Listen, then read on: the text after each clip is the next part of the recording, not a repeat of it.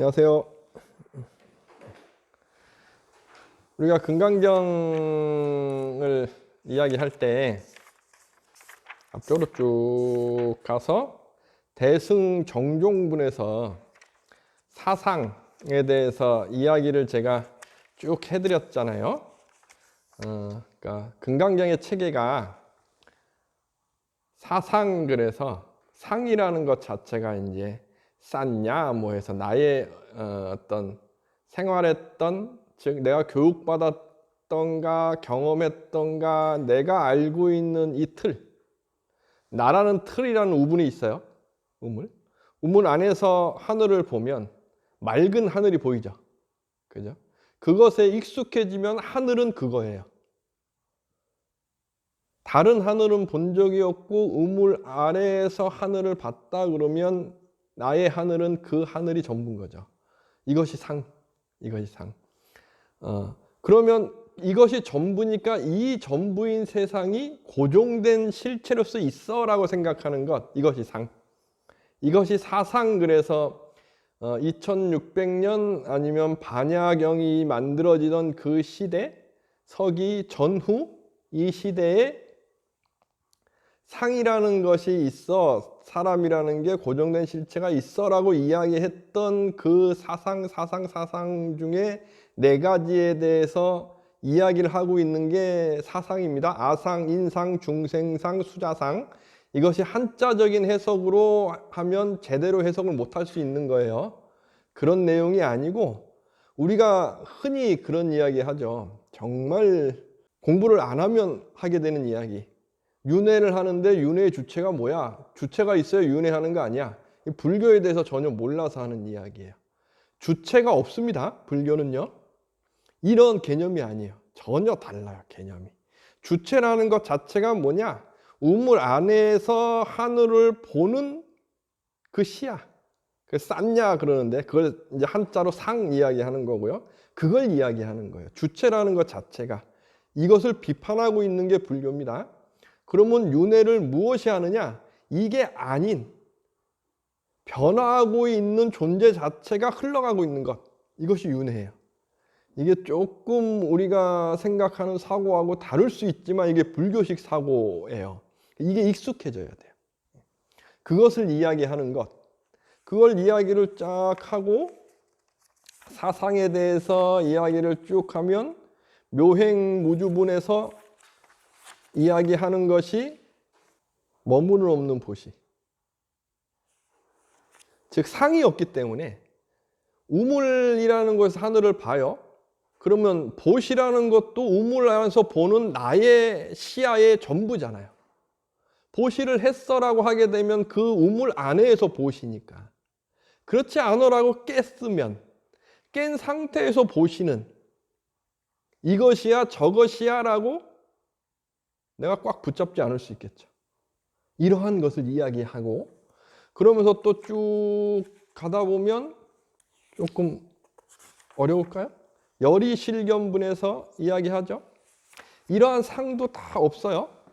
즉 내가 바라보는 우물의 하늘이 전부가 아니고 고정된 게 아니야. 이 깨보세요. 깨면은 무수히 많은 우주가 있잖아요. 우주도 내가 360도 다 본다고 해도 우주를 다 볼 수 있나요? 우리는 못 봐요. 꼭 그런 것 같은 경우죠. 우리가 저기에서 별 하나를 딱 보고 있는데 저는 지금 여기서 보죠. 2023년도에. 그죠?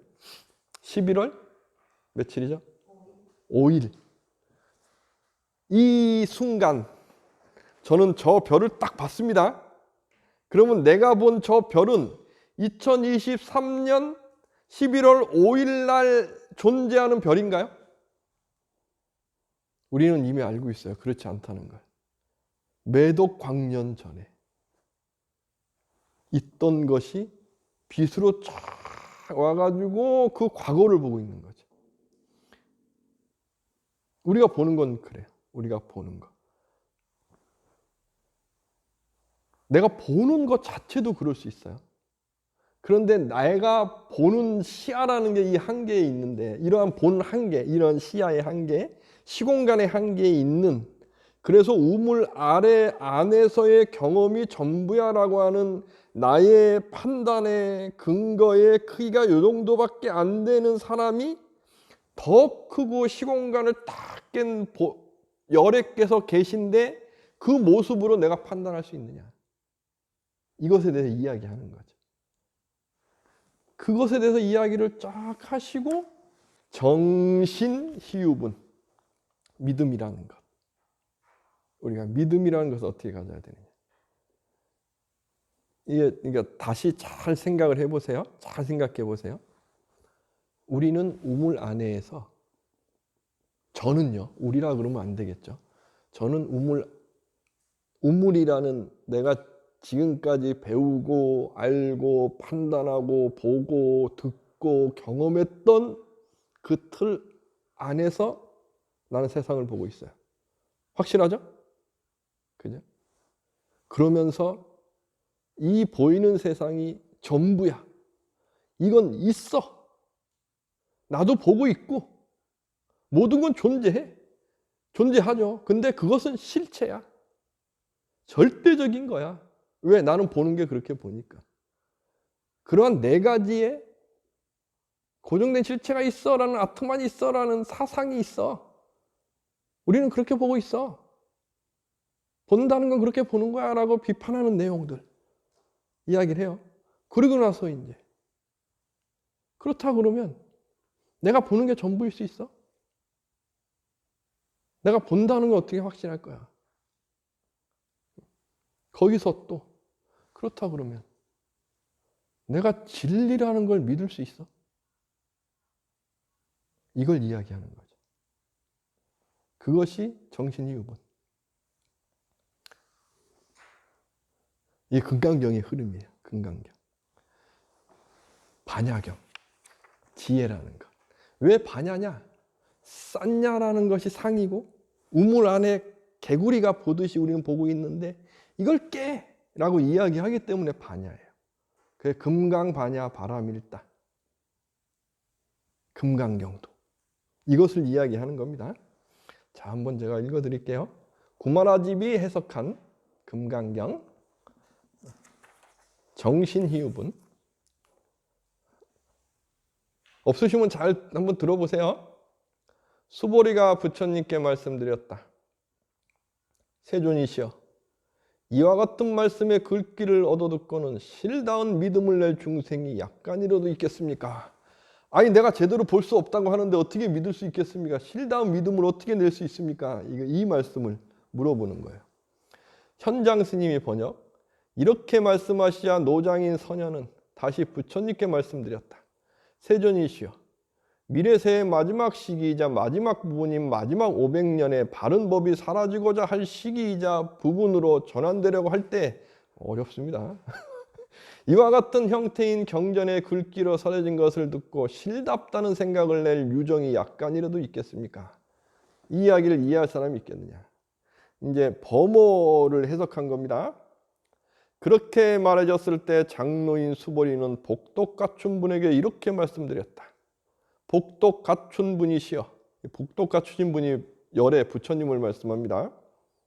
미래세의 마지막 시간, 마지막 시기에 마지막 500년인 때, 이 500년이라는 기준은 불교를 이야기할 때 불교가 쇠퇴되는 시기, 그 시기를 이야기하는 거예요. 이제 상식적으로 500년 이야기를 합니다. 후 500세 이렇게. 그래서 우리 불교 역사에서 서기 전후에 대승경전이 막 꽃을 폈던 이유도 이러한 문화적인 모습이 있었어요. 500년이 말세하다 보니까 지금이 말세 아니야? 그럼 지금이 한계인데 이 한계를 극복해야 되는 거 아니야? 라고 하면서 불교 운동, 새로운 불교 운동이 이때 막 꽃이 피거든요. 이때 꽃 폈던 것이 대승경전. 그렇게 이제 조금 어렵지만 나중에 공부하시다 보면 제 이야기가 무슨 이제 뜻인지 좀 알 수가 있으세요. 그래서 500년 때에 바른 법에 파괴된 때가 되었을 때 이런 유형의 경전 말씀들이 설해질 때 바른 생각, 된 생각을 일으킬 어떤 존재 상체자들이 있게 되겠습니까? 하고 이야기를 하는 거죠. 실다운 믿음, 된 생각, 실답다 이런 것을 일으킬 수 있느냐. 근데 지금까지 제가 설명드린 것이 다 이해가 되시죠? 그죠? 우리는 이미 된 생각을 하는 사람들인 거죠. 우리는 실다운 믿음이 있는 거죠. 불교에서 믿음이라는 것은 그래서 이건 이거야, 저건 저거야 하는 것을 지금 금강경에서는 비판하고 있잖아요.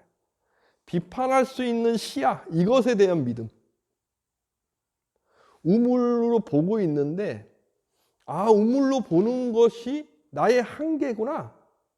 그래서 이걸 깨야 되는구나 라는 믿음. 이것이 진정한 믿음이라는 거죠. 근데 이것을 제대로 들을 사람이 있겠느냐. 이렇게 말씀하시면 제대로 이해할 사람이 있겠느냐. 이 이야기를 하시는 거죠. 근데 여기서 이런 말씀도 좋고 다 좋다 이거예요. 부처님 경전도 다 좋고 다 좋아요. 이 말씀이 나의 삶에서 어떤 도움을 줄까요? 이것이 더 중요한 거 아닌가요? 이런 말씀이 있어요. 참 좋아요. 부처님 법당에 와서 들을 땐 너무 좋아요. 생활하고 갔을 때 나에게 도움이 안 된다. 무슨 의미가 있을까요? 저는 그런 생각을 많이 하거든요.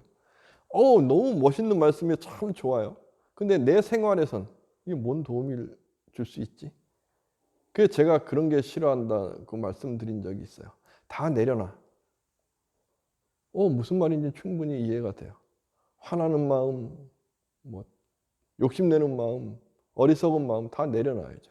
그런데 마음을 다 내려놨어요. 어떻게 생활하죠? 이런 물음표. 저는 그래서 내려놔 이 말 별로 좋아하지 않아요. 뭘 내려놔요? 내려놓기. 내려놔야 되나 마음을? 저는 그걸 긍정하지 않아요. 마음을 내려놔요? 그럼 바보 되는 거지. 그럼 현실을 어떻게 살아요? 그럼 부처님께서 마음을 내려놓으라고 말씀하신 적이 있을까? 못 찾았어요, 저는. 그건 어디서 나온 말일까요? 중국에서 나온 말이죠. 저는 그래서 중국에서 나온 이러한 직관적인 언어, 직관이라는 것은 경험되어지고 논리로서 판단할 수 없는 영역을 이야기해요. 물론 뛰어난 영역의 말씀일 수 있으나 지금 현실에 저는 안 맞다. 정말 중요한 건 현실과 결부될 수 있는 언어. 현실에서 나에게 도움이 될 수 있는 용어. 그러한 정신. 이것이 필요하다고 생각을 하는 거고. 그러면 부처님께서 말씀하신 이러한 부분. 우물을 깨. 이것이 현실에서 나에게 어떤 도움을 줄까? 그렇죠. 그럴 수 있어. 그럴 수 있어가 될 수 있죠.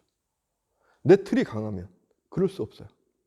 잘못한 거고 눈에 거슬리고 화나고. 그런데 내 틀이 나 또한 이 틀일 뿐이야. 그러면 상대방도 이 틀이에요. 상대방도 이 틀이고 나 또한 이 틀이고. 깨는 게 중요하지. 상대방의 그 틀이 잘못됐어 아니야 이게 중요하지 않죠. 물론 더불어서 함께 가는 것. 그래서 그건 아닐 수 있잖아. 내 생각은 그래 라고 타협 보는 것이 있는 것이지. 잘못됐어. 넌 아니야. 넌 이거야. 이것은 있을 수 없다.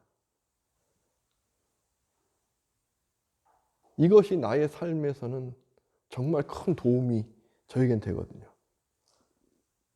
그렇게 되면 틀에 얽매여서 괴로워하거나 그 틀 때문에 누군가를 싫어하게 된다든가 그 틀 때문에 내가 괴로움을 받고 있다든가 이런 게 없을 수 있는 거죠. 제가 처음 출가를 했는데 처음 출가하니까 저도 눈치를 보겠죠. 우리 은사 스님 눈치를. 말씀하시고 하면.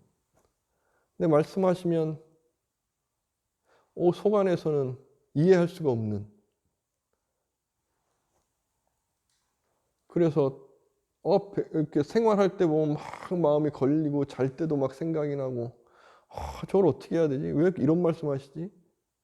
막 마음에서 막 어떤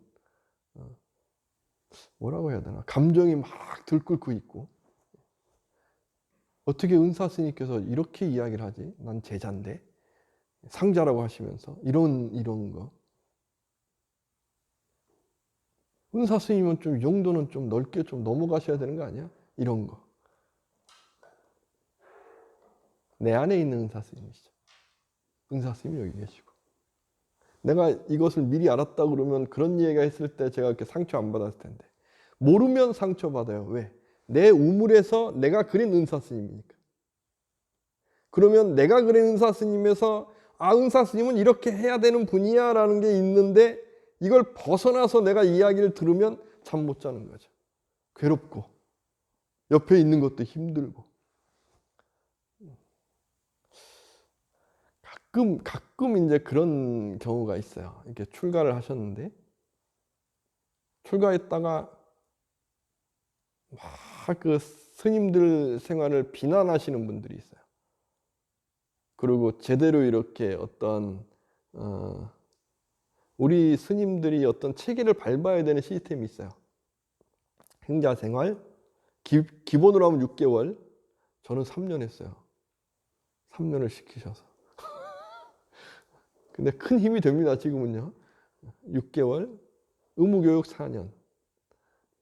행자생활 6개월은 지금은 그렇지 않은데 행자 그러면 스님도 아니고 사람도 아닌 중간 단계. 모든 잔일은 다 하고 하심해야 되고 이런 단계 참 힘들어요. 그리고 이게 끝나면 이제 4년간 의무교육을 받아야 돼요. 그래서 이 4년간 의무교육을 받는 기간에 있는 스님, 그래서 의무교육을 4년을 넘었는데 못 받았어 그러면 3위로 계속 있는 겁니다. 비구가 안 되고. 그 비구가 딱 되고 나면 이제 정식 스님이 되는 거고. 근데 이 4년간을 버티지 못하시는 분들이 계셔요. 근데 그분들 이야기를 들어보면 거의 100% 스님들이 집단에서 있는데 성질 내고 화내고 뭘 이런 건지 나는 몰랐어요. 견디기가 힘들어요. 이런 이야기 하셔요. 그래서 나오셨다고. 어떤 면에서는 그 말씀이 맞을 수도 있어요. 스님들이신데 어떻게 그렇게 막 아웅다웅하고 그래요. 근데 다르게 한번 보세요. 스님이 되기 위한 과정인 거죠. 성숙되기 위한 과정인 거예요. 과정에 있는데 완전한가요? 저 또한 이렇게 보시면 우리 많은 신도님들 공부하시는 분들이 봤을 때 저의 단점도 있어요. 아주 잘못된 것도 있을 거예요. 왜? 저도 완성자가 아니니까. 저도 성숙돼 가는 사람이고 저를 깨려고 노력하는 사람이니까. 그래서 저는 언제나 그런 말씀 드리잖아요. 저도 제가 진짜인지 아닌지 모르겠어요. 그런데 저는 이런 생각을 꼭 하고 있어요. 나의 단점이 있으면 듣고 싶어 하는 거. 그래서 이걸 들으면 내가 나의 한계를 알 수 있으니까. 그럼 이걸 깰 수 있는 가능성이 생기니까. 그래서 저는 너무 좋아요. 이걸 듣는 걸. 그런데 어떠한 조직에서 출가를 했어요. 출가 그러면 스님들이 모든 게 다 너그럽고 얼굴에 미소, 마음의 평화가 있는 아주 평화로운 집단이야 생각을 하고 있다가 들어왔는데 그게 아니야 하고 이렇게 나오신 분들. 이 집단이 잘못된 걸까요? 나온 분이 잘못된 걸까요? 잘못이라는 기준도 잘못됐겠죠. 그죠? 그러나 내가 성숙하면 되는 거죠. 그리고 그럴 수 있으면 돼요. 그렇잖아요. 내가 성숙하고 있으면 성숙이라는 건 나의 상의 한계를 알아서 깨가는 사람이거든요. 나를 깨가는 사람이면 상대도 그럴 수 있어라고 볼 수 있는 거죠. 나를 단단하게 만드는 사람은요. 상대가 그럴 수 없어요. 왜? 나는 완전함을 추구하고 있으니까. 완전함이라는 건 진리예요.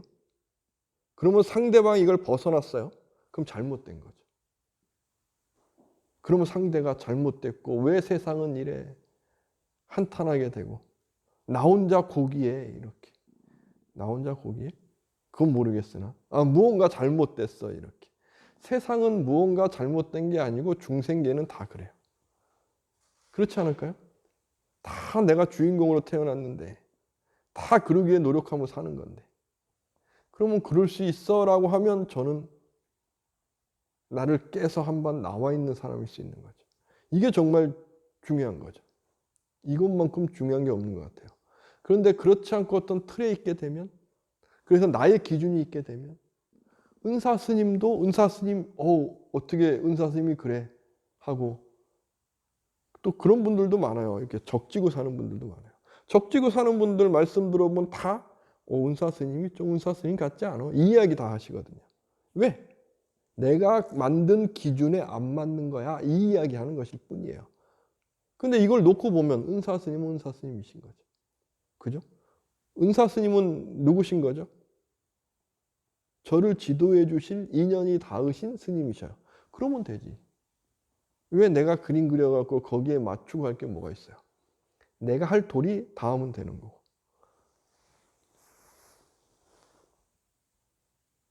그렇지 않을까요? 우리가 살아갈 때 다 그런 것 같아요. 우리 삶 속에서. 실다운 믿음이라는 것. 세상은 다 변화하고 있구나. 변화하면서 고정된 실체가 없는 거구나. 내가 만든 우물가에서 난 보고 있을 뿐이구나. 이걸 깨면 되는데. 이것이 실다운 믿음이에요. 이것이 구마라집 스님이 번역했을 때 실다운 믿음. 현장 스님이 번역할 때 실답다는 생각.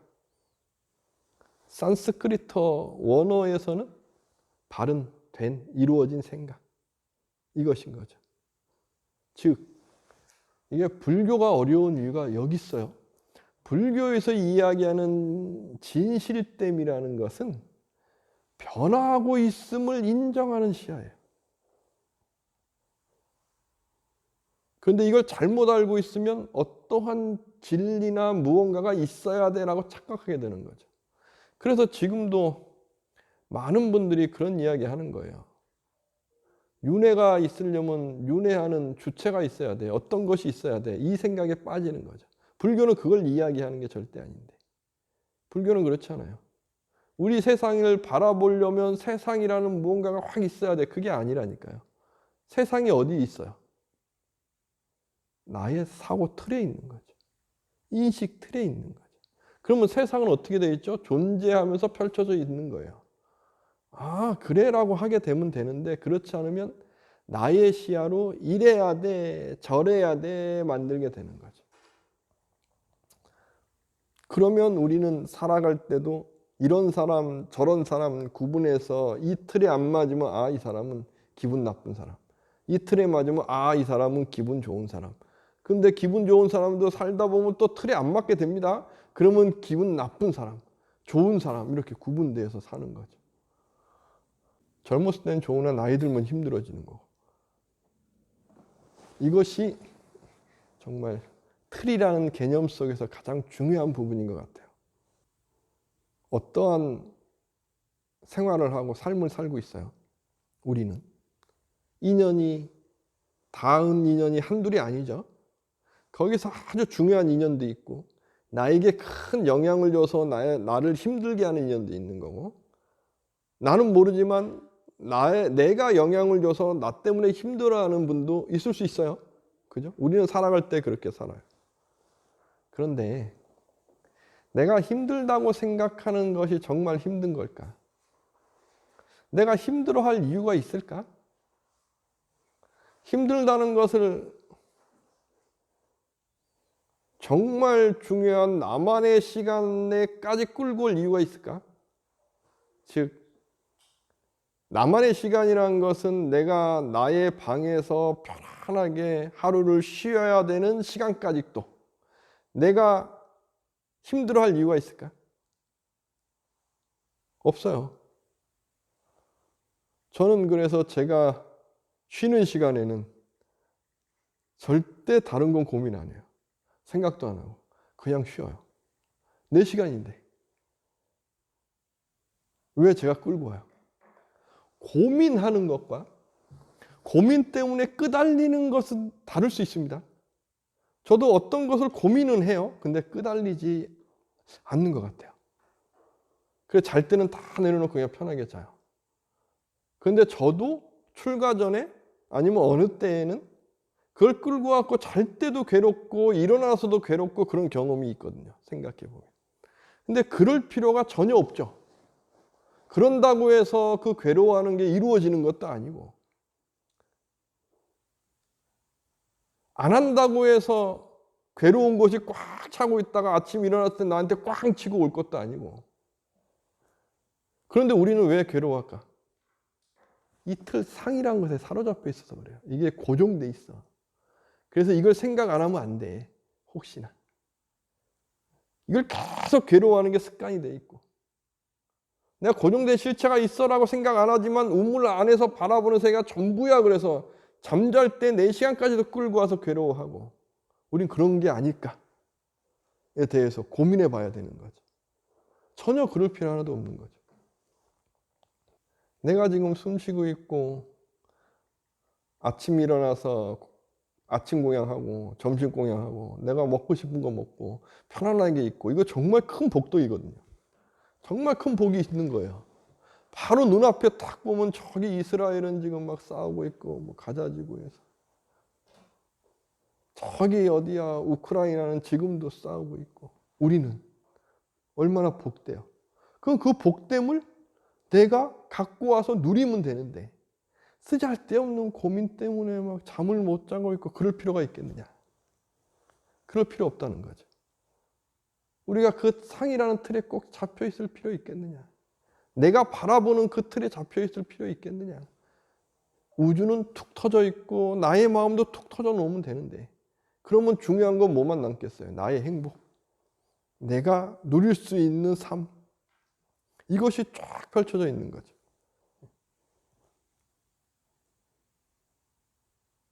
거기에서 내가 어떻게 하루하루 내가 주인이 돼서 살 것인가, 이것만 남아 있을 수 있는 거고, 내가 주인이면 상대도 주인이니까 그럴 수 있어 라고 베풀 수 있는 마음이 있는 거고, 베풀면 베풀수록 상대도 고마워해 주니까 나는 복덕을 누릴 수 있는 마음이 있는 거고, 이것이 실다운 믿음이고 된 생각인 거죠.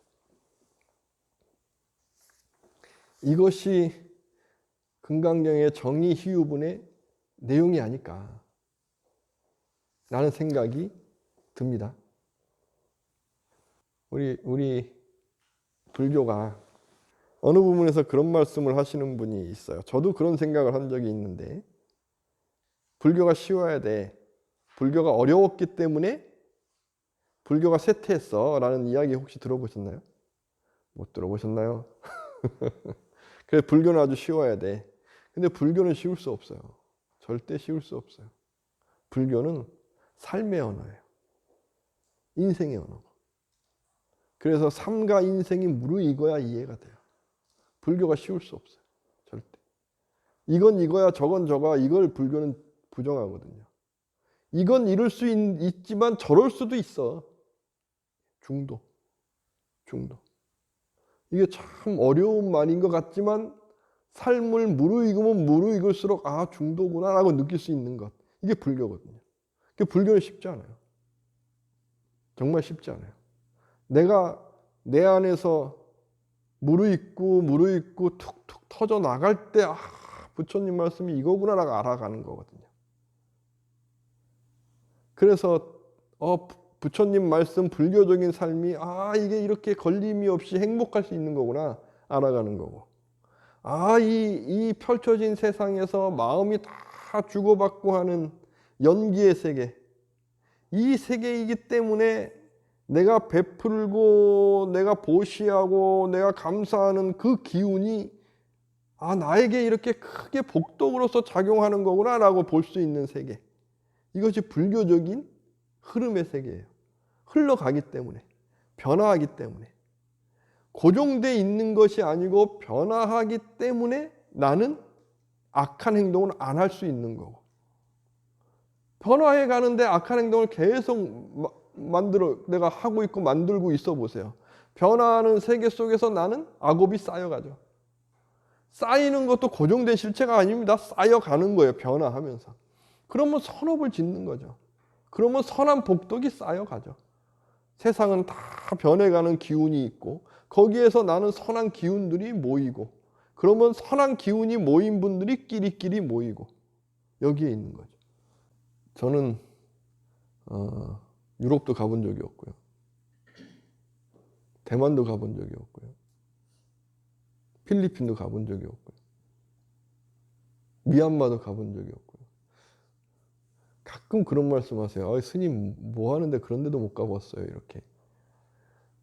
저는 처음으로 해외를 나가본 적이 30대 후반때에 조계종단에서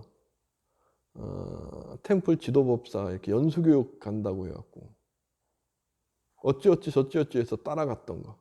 그래서 처음 간 게 베트남과 캄보디아였거든요. 캄보디아는 너무 좋아갖고 지금 한 6, 7번, 한 6번 갔나? 그리고 일본, 중국. 중국은 이제 그 유학 공부할 때 유학대학원에서 이렇게 2번 갔을 때 따라갔고, 일본은 이제 대학원에서 문화재 전공할 때 고려부라 있다 그래서 그때 처음 한번 따라가 봤고, 좋아갖고 이제 일본도 몇 번 가고. 그렇게 많이 못 갔던 이유가 여유가 없었던 것 같아요. 쉰다는 여유. 쉬면 안 될 것 같고, 잠시도. 왜 잠시도 쉬면 안 된다는 생각을 했을까요? 곰곰이 생각해 봤더니 뭔가 급했던 것 같고, 이루어야 된다, 이루고 살아야 된다는 생각을 했던 것 같고, 잠시라도 쉬면 무언가가 흐트러질 것 같고, 내가 지금까지 해왔던 게 깨질 것 같고, 쉬지를 못했어요. 계속 무언가를 하고 있고 바쁘게 있고, 하루를 쉬어도 몸살이 나서 쉬는 거 아니면.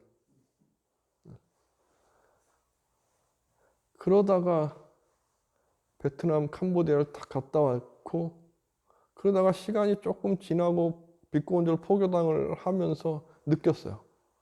야, 내가 날카롭구나. 내가 굉장히 날카롭구나. 내가 내 생각이라는 틀이 굉장히 강하구나. 나는 왜 그러지? 봤는데 여유로움이 없는 거죠. 상이 없으려면 여유로움이 있어야 돼요. 제가 느꼈어요. 저를 보고. 나는 왜 여유로움이 없지? 그러면서 이제 비꼬원절 포교당을 할 때, 포교당을 처음 시작할 때 이제 월세였는데 다달이 월세를 내야 되잖아요. 너무 힘든 거죠. 경기도 광주에서. 그래서 한 달에 한 번씩 성지순례를 다니자. 이제 그러면 같이 하실 분들이 이제 많겠지 하면서 순례를 다니면서 제가 안내하고 순례를 다니는데, 순례 다니면 너무 좋은 거예요. 성지순례 다니면서 이렇게 설명하고, 그러다가 신도분들하고 외국도 한번 가보자. 근데 외국을 출발하기 전까지 너무 힘들었어요. 한 5일을 저를 비워야 되는데 저는 그래 본 적이 없는 거예요. 무언가가 내가 하고 있는 걸 비우고 어딘가 쉬러 간다는 개념 자체가 저는 없더라고요. 이 5일을 쉰다는 것이 너무 힘든 거죠. 저의 인생에서는 있을 수 없는 일이었던 거죠.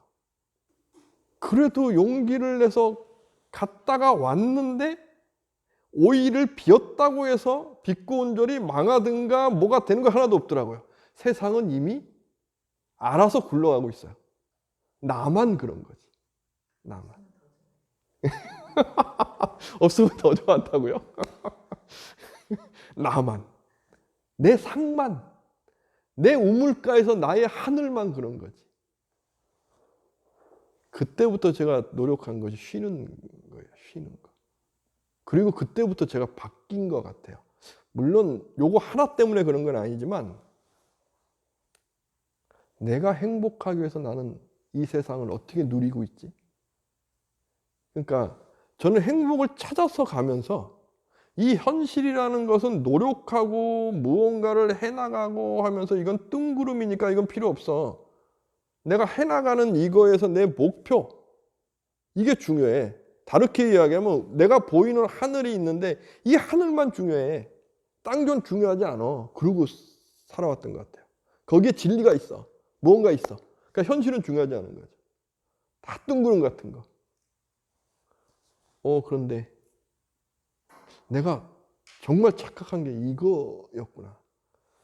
내가 보는 하늘에 현실이라는 우물이 있는데 우물을 중요하게 생각 안 하고 이것이 그림자라고 생각하는 것 자체도 잘못됐고, 우물 안에서 나는 살아가는데 그 우물이라는 것이 나를 있게 하는 나의 밑바탕인 거고, 그런데 그 우물이 단단해지면 하늘이 보는 게 이 한계니까 이 밑바탕을 하나하나 마음을 깨가면서 넓혀가는 것, 이것이 수행의 기본이고, 더 중요한 것은 이 우물을 활용하는 거구나. 내가 얽매일 필요도 없고 아니라고 할 필요도 없고 내가 누리는 거구나. 내가. 그러면서 부처님 경전의 말씀이 확 들어온 부분이 있었어요. 상을 만드는 마음이라는 것을, 이것이 막 나를 끌고 다니는데 감각으로 그것을 나의 마음을 집중해서 끌고 와서 길들여, 이 말씀이 사념처 경의 중심으로 계속 반복되시는 것처럼, 부처님 경전에서 말씀하시는 것처럼, 이것이 내가 버리거나 꿈 같은 거에서 아니야 라는 게 하는 게 아니구나. 나의 바탕이구나. 존재하는 거. 그런 생각이 확 들었어요. 내가 1년 365일 살아가는 것 자체가 나의 행복을 위한 시간들인데 내가 쉬러 가고 뭘 하고 구분할 필요가 있을까? 나의 삶 자체가 행복을 위한 삶이고, 거기에서 보여지는 것에 뭐 순례 가는데 한 며칠 갔다 오고 이런 구분이 있을 뿐이지, 사는 것 자체가 다 즐거우면 되지 않을까? 왜 나는 그걸 못하고 있지? 이런 생각이. 나는 왜 못하고 있을까? 이 틀, 우물 안에서 어떤 돌멩이는 어떻게 껴줘야 되고, 우물을 쌓을 때 그럴 거 아니에요. 돌멩이는 얼마 많아야 되고, 이 틀에 내가 사로잡힌 건 아닐까? 그냥 우물은 우물일 뿐이고, 우물을 만드는 돌멩이는 돌멩이일 뿐이고, 나는 그걸 넓혀가고 있을 뿐이고, 그런데 내가 왜 그 틀에 얽매일 필요가 뭐 있어? 그러나 우리는 더불어 살고 있는 거고, 그럼 내가 감사하고 베풀고, 내가 그러면서 행복하고 같이 누리고, 부처님 말씀처럼 내가 부처님의 바르게 사는 게 뭐겠어요? 행복을 전해주며 살아가는 거잖아요. 그렇게 살아가고 나는 나의 위치에서 나의 모습으로 살아가고, 우리 어머니는 어머니의 모습으로 살아가고, 그러나 어머니의 모습이 전부는 또 아니잖아요. 나의 존재가 있는 거고, 저도 스님이지만 스님이 전부는 아니겠죠. 나의 존재의 행복이 있는 거고, 스님으로서는 행복을 전해줄 수 있는 전법사인 거고, 그 모든 것이 다 이렇게 어우러져 있는 거구나, 이렇게 라는 생각이. 그런데 내가 왜 하나의 틀에 이렇게 얽매여 가지고 이건 이거야 저건 저거야 할 필요가 있을까? 그럴 필요 없는 거 아닐까? 라는 생각. 그렇다 그러면은 너무 틀이 없는 거 아니에요? 틀 없음을 이야기하는 게 아니고 틀에 얽매이는 괴로움을 깨라, 이 말씀하는 거죠. 우리는 어차피 틀 속에 살고 있어요. 다 그럴 수 있어요. 그 틀에서 그럴 수 있어요. 나도 그럴 수 있고. 그러나 그 틀이야 라고 알게 되면 그럴 수 있으면서도 틀에 얽매이지 않을 수 있는 거죠. 이게 좀 말이 궤변일까요? 그러면 남는 건 무엇이 남죠? 이러한 모든 생각, 모든 말 중에 남는 것은 나의 행복, 그리고 더불어 함께하는 행복. 그렇게 살아가는 것. 우리는 그렇게 못 살고 있을 뿐인 거고, 그렇게 하루하루 살아가고 그것이 행복하고 살면 삶이 의미 있고 가치 있지 않을까? 라는 생각. 저는 그런 생각을 하고 있죠. 저번에 제가 그런 말씀 드린 적이 있습니다. 우리 삼법인 재행무상 재법무아 일체고 열반적정, 이제 모든 것은 무상이고 무아야. 그래서 고집멸도 사법인. 고라는 것은 집착에서 와. 그런데 그 고가 한자에선 괴로움이지만 범어에선 두각, 존재의 한계. 존재의 한계는 집착에서 와. 왜 존재의 한계는 집착에서 올까요? 고정된 실체. 나는 진리야. 나는 하늘이 있어갖고 이건 이렇게 되고 저건 저렇게 되고 나는 이루어지고 나는 이거고 저거고 해야 돼. 그런데 우리는 그렇지 못하거든요. 그럼 그것에 대한 집착을 갖게 되는 거죠. 그것이 괴로움을 만드는 힘이 되는 거고 그 원천은 존재의 한계. 나는 다 이룰 수 없어요. 왜 다 이룰 수 없죠? 우리는 영원한 삶을 얻을 수 없기 때문에. 그러나 영원한 삶을 얻지 못하지만 우리는 이 우주의 흐름 속에서 생각은 단절될 수 있으나 기운은 계속 이루어져 가고 있는 거죠. 그게 불교의 윤회죠. 불교의 윤회. 이 속에서 나는 지금 어떻게 살 것인가? 정말 그것은 이 우주가 그런 시스템 속에서 움직이고 있다 그러면 나는 지금 내 안에 행복을 가득 채워놓으리라. 그러면 기억이 없지만 다음 생이 시작될 때 나는 행복할 거 아니에요. 나는 그런 생각을 지금 하고 있죠. 나는 지금 배품을 가득 채워놓으리라. 그러면 기억이 없지만 다음 생 됐을 때 내가 배품을 다 누렸으니까 그분들이 나에게 감사하다고 나는 모르지만 나에게 복덕을 줄 거 아니에요. 복 많은 사람은 그런 거 아니겠어요? 나는 그렇게 살리라. 이것이 하나의 어떤 우주의 틀 그런 거 말고 그러면 나는 지금 그렇게 살리라. 그러나 중요한 것은 나는 지금 살고 있잖아요. 다 줄 수 없어요. 내가 베푸는 것도 내 능력 한도 내에서. 내가 줄 수 있는 것도 내 능력 한도 내에서. 그 능력이 안 되는 다 줬다 그러면 저는 지금 삶이 힘들어질 거 아니에요. 그건 어리석은 거고. 줄 수 있는 한도 내에서. 내가 다 주리라. 왜 줄 수 있는 한도가 필요할까요? 저는 빛고온절이 있어야 되니까. 우리 신도분들이 계시니까. 나와 함께하는 분들이 계시니까. 그러면 여기를 지킬 수 있는 부분은 기본적으로 있고 베푸는 거죠. 우리 어머님 아니면 사장님 아니면 어떤 위치에서는 당연한 거고. 그죠? 내가 어떤 조직을 책임졌는데 다 주고 있다. 그거는 멍청한 거고. 그 한도 내에서. 그렇게 살아가리라. 라는 생각을 하는 거죠. 우리 현실 삶 속에서 금강경의 내용을 어떻게 구현할 수 있을까? 끄집어낼 수 있을까? 저는 이러한 삶의 모습으로 끄집어내고 있는 거죠. 뭐하러 걸려? 뭐하러 괴로워해? 뭐하러 자다가도 벌떡 일어나? 그럴 필요 없는 거죠. 그런 이야기가 요즘에 이제 그 정신 분석학, 심리학 하시는 분들이 사업이나 아니면 인생에 성공한 사람들을 분석을 쫙 하는데 신경이 예민한 분들이 성공한대요. 처음 들어보시나요? 신경이 예민하지 않으면 성공할 수 없대요. 근데 신경이 예민하면 자다가도 벌떡 일어나잖아요. 자다가도 벌떡 일어나지 않게 자기 자신을 만들어 놓은 사람의 예민함. 이건 달라요. 다 살펴볼 수 있는 눈이 있는데 신경이 예민해가지고 내가 괴롭지 않은 그 예민함. 그걸 이야기하더라고요. 와, 이건 성숙된 삶인 거죠. 그죠? 바라볼 수 있는 삶. 이것이 정말 중요한 것 같아요. 우리가 살아갈 때. 저는 제 자신이 어릴 때부터 예민한 걸 알아서 지금도 어떤 그런 느낌이나 이런 게 이게 정말 예민한 느낌이야 그걸 알거든요. 근데 그걸 지금에 와서는 단돌이 하는 것 같아요. 그러면 이 예민함이 나를 지배하지 않아요. 내가 예민함을 길들이죠. 이것이 명상의 힘. 명상은 그렇게 하는 거예요. 명상을 하는 이유도 여기 있는 거고.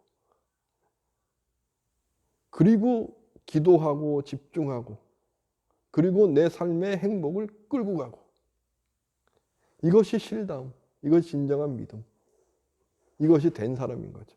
금강에서 이야기하는. 그래서 그러기 위해서 저는 지금도 명상하면서 노력하고 기도하면서 노력하는 거고. 그것이 우리 금강경에서 이야기하는 정신희흡은 저는 이렇게 이해하고 있습니다.